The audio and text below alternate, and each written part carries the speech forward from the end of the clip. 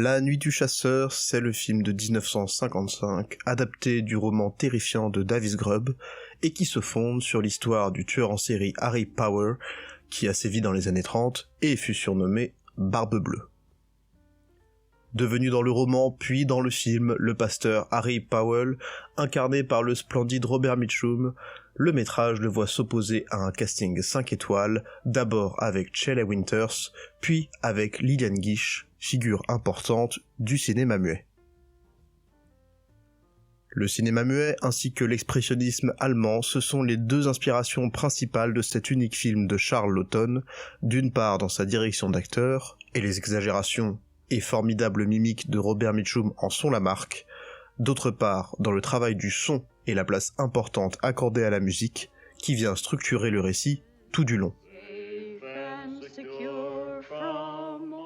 Il côtoie de ce fait quasiment le genre de la comédie musicale et donne à l'œuvre des allures de conte gothique. Cette dimension est renforcée par un travail des ombres et de composition des cadres qui emprunte directement à l'expressionnisme allemand et fait de ce film un objet cinématographique étonnant et inédit dans les années 50. Il n'a néanmoins pas rencontré le succès lors de sa sortie, mais a connu une postérité importante et est considéré aujourd'hui comme un film majeur de l'histoire du cinéma. On peut retrouver sa trace en citation plus ou moins directe dans le cinéma contemporain, depuis l'introduction du Dune de David Lynch, au personnage de tueur d'inspiration biblique de Pulp Fiction, en passant par des références visuelles très marquées et des emprunts assumés.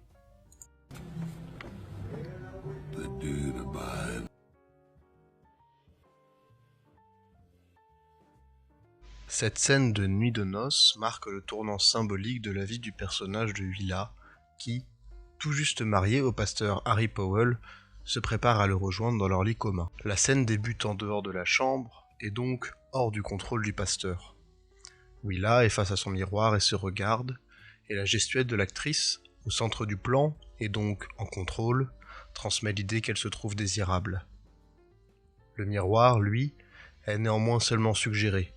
Jamais nous ne voyons son reflet, ce qui crée un sentiment de confiance en soi chez la jeune épouse. Il n'y a pas de renvoi à une troisième personne, à un regard qui regarderait le miroir, ce qui sédimente le rapport en première personne de Willa par rapport à son corps et à sa séduction à ce moment-là. C'est un moyen de faire passer ce moment pour un moment de pouvoir pour le personnage, de contrôle. Il est néanmoins déjà terni par le fait qu'elle doit franchir le seuil d'une porte, dont la dimension symbolique est amplifiée par l'insert sur la poignée de la dite porte. Le film manie la symbolique du seuil avec une certaine ambiguïté pour le moment.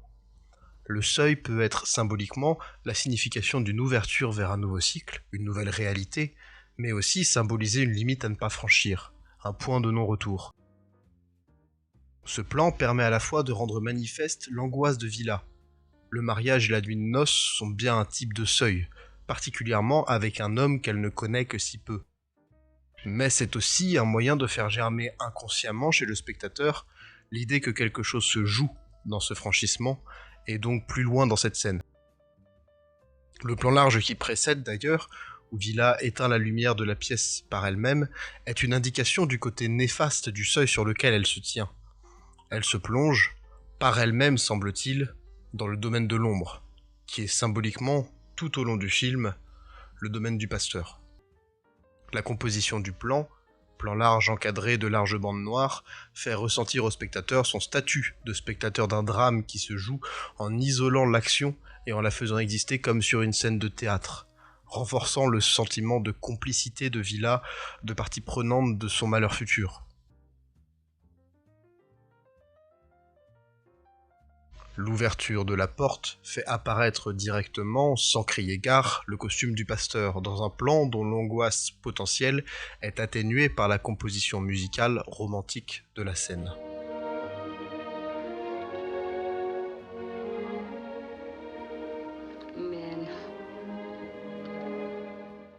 Le costume, et donc symboliquement le rôle du pasteur, envahit le plan et devient central, de la même façon que le pasteur envahit la vie de Willa à partir de ce seuil qu'elle franchit.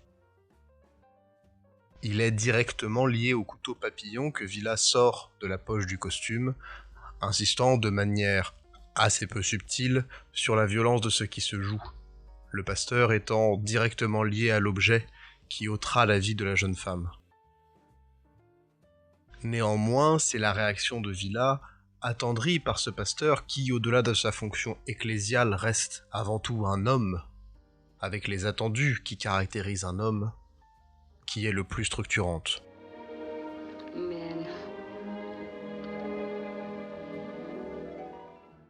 En acceptant le couteau comme une part de l'identité de Powell, elle renforce cette complicité que l'on a évoquée plus tôt. Elle participe au jeu social structurel de définition de la masculinité comme une violence de façon inhérente et essentielle. Il est pourtant intriguant de voir que le plan qui suit pourrait se situer à l'exact opposé de cette idée.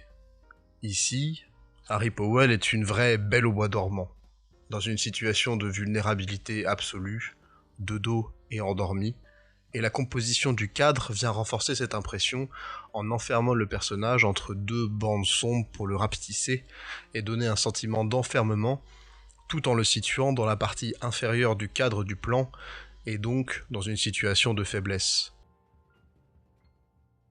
Cela participe de l'ambiguïté de la situation qui se met en place et retranscrit l'inconfort de Villa. Cet homme si fort et violent, est-ce une belle au bois dormant ou un grand méchant loup au fond? Le spectateur, lui, le sait, et cela renforce l'aura terrifiante de Mitchum, dont il sait la duplicité.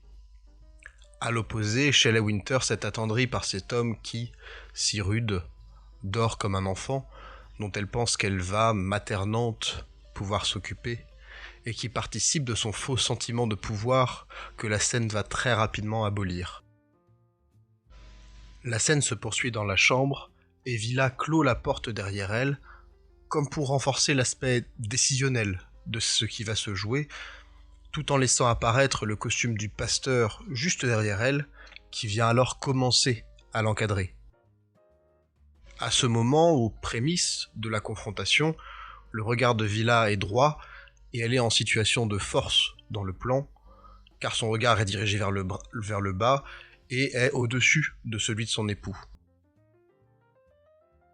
On voit que son ombre se dessine sur le mur derrière elle, comme pour signaler que malgré cette position de force, Villa est bien toujours déjà dans le domaine de l'ombre, celui du pasteur chasseur. Il commence à jouer avec elle en lui ordonnant de fermer la fenêtre, en feignant de tendre la main pour la lui prendre, et joue ainsi avec ses espoirs, tout en renforçant la dynamique claustrophobe instaurée par la mise en scène. Villa est maintenant isolée spatialement, dans une pièce dont elle ferme elle-même les issues.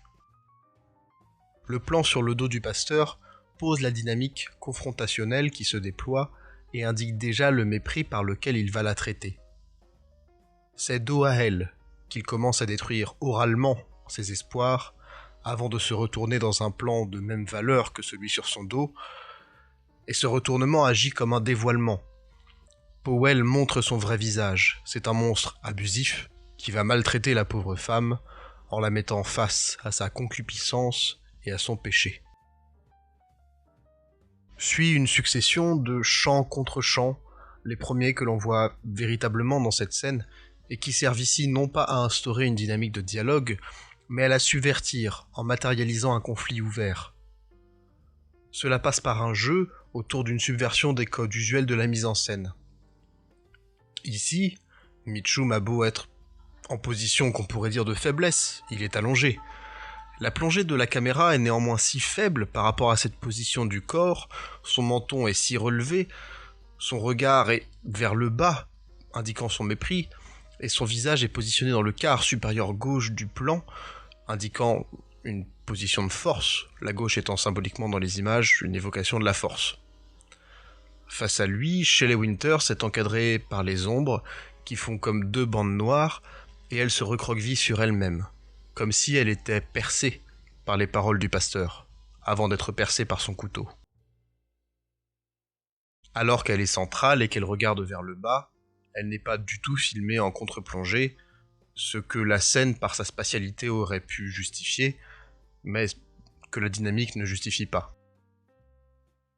L'effondrement moral qu'elle subit se combine à un effondrement physique, avec un plan poitrine en plongée, mais un plan poitrine d'un buste écrasé, ce qui participe à une subversion des codes, et déjà la puissance qu'elle pouvait avoir au début de la scène est anéantie, notamment dans ce rapport à la concupiscence, à la poitrine qu'on écraserait. La voilà non plus femme assurée et séductrice, mais suppliante et suppliciée par les mots du pasteur. Le regard enfoui dans les traversins, le corps en position de supplication, elle se trouve à la lisière de l'ombre. On remarque le mouvement de caméra qui accompagne cet effondrement, provoqué par les mots du pasteur, et qui va être doublé dans les plans suivants.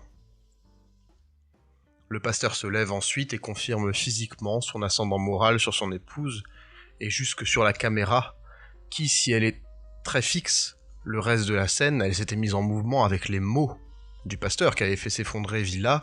Ici, elle se met en mouvement avec lui, pour signaler que le contrôle du pasteur se situe au-delà de son épouse, et comme s'il contrôlait jusqu'à la caméra, ce qui renforce le caractère quasi omnipotent et implacable du personnage. Le plan poitrine sublime le fait devenir une ombre parmi les ombres, au centre du plan, et donc protagoniste, qui, par les mots, peut manier une lumière artificielle, qu'il allume ensuite comme pour filer la métaphore, et assumer le contrôle de ce que l'on peut ou ne peut pas voir. Évidemment, cela renvoie par parallélisme à Shelley Winters éteignant la lumière de la salle de bain, pour montrer l'inversion de la dynamique. Mais, par le biais du léger désaxage qui s'installe dans le plan, on comprend que l'enjeu de la scène, mais plus loin celui du film, sera l'opposition manichéenne entre la lumière et l'obscurité, entre le bien et le mal, ce qui fait que ce plan et que cette scène sont une sorte de métonymie de la parabole religieuse du film. Le plan suivant confirme le renversement des dynamiques entre les deux personnages en étant un miroir inversé de l'entrée de Villa. Maintenant, le regard de Mitchum est positionné au-dessus de celui de Winters, et il la regarde depuis le haut. Elle est sur le lit recroquevillée alors qu'il est debout. Et elle se trouve enfermée entre l'habit du pasteur et le pasteur lui-même, mais aussi enfermée par cette lumière artificielle, celle qui est allumée par le pasteur et qui vient dévoiler sa concupiscence de jeune épouse. Ce changement de dynamique est renforcé par le regard de Villa qui porte vers le haut et non plus vers le bas. L'ordre du pasteur qui envoie Villa devant le miroir fait de nouveau se mouvoir la caméra, preuve de son pouvoir quasi illimité dans cette scène, et cela contribue au jeu de parallélisme avec le début de la scène dans la salle de bain. Là où se regarder dans la glace était synonyme de joie, d'attente et de pouvoir pour la jeune femme, se regarder dans la glace est maintenant synonyme de honte et de péché. Il n'est pas anodin que l'on nous montre cette fois-ci le reflet de Villa qui se regarde dans la glace, ce qui par un jeu de télescopage renforce l'écrasement du regard qu'elle porte sur elle, non plus en première personne, comme au début de la scène, mais en troisième personne, comme un autre la regarderait, comme un juge. Elle se désincarne, en devenant une image consommée par les hommes. Elle ne peut plus être qu'un reflet, et cesse d'exister pour et par elle-même. Le plan sur Mitchum qui suit a quelque chose du triptyque religieux. Il est centré sur sa bouche, affirmation de l'importance de la parole dans cet échange, mais en plus il se compose de 3 éléments.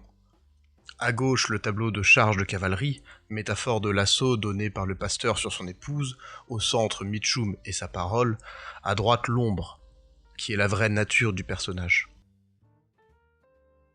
Le plan fixe qui achève la confrontation montre une Villa tressaillante, haletante sous les reproches d'un Powell, dont le regard à l'arrière-plan est malgré tout au-dessus de celui de Villa au premier plan, qui affirme que malgré une répartition dans le cadre quasi égale, quoique les éléments du triptyque soient toujours dans la moitié de Powell, la supériorité est bien dans le camp du pasteur, et que rien ne pourra y changer quoi que ce soit, même une présence au premier plan.